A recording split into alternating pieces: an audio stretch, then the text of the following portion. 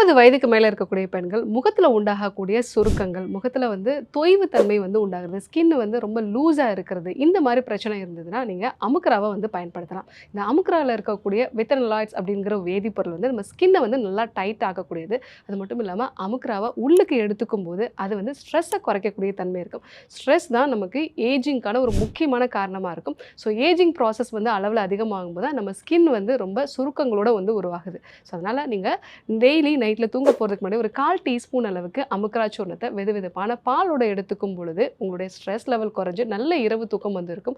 அதே மாரி உங்களுடைய ஸ்கின்னும் நல்லா ஹெல்த்தியா மாற ஆரம்பிச்சு, முகத்துல உண்டாகக்கூடிய சுருக்கங்களும் குறைய ஆரம்பிக்கும். ஸோ இதே இந்த அமுக்குராவ நம்ம ஒரு பவுடர் ஆக்கி அது கூட தேன் கலந்து ஃபேஸ் பேக் மாரி போடும்போது, முகத்துல உண்டாகக்கூடிய சுருக்கங்கள் மறைய ஆரம்பிக்கும். ஸோ 30 வயதுக்கு மேல இருக்கீங்க அப்படின்னா, கண்டிப்பா அமுக்குராவ பயன்படுத்தி உங்கள அழகாக்கிக்கோங்க. டாக்டர் ஸ்ரீவர்மாஸ் அழகும் ஆரோக்கியமும்.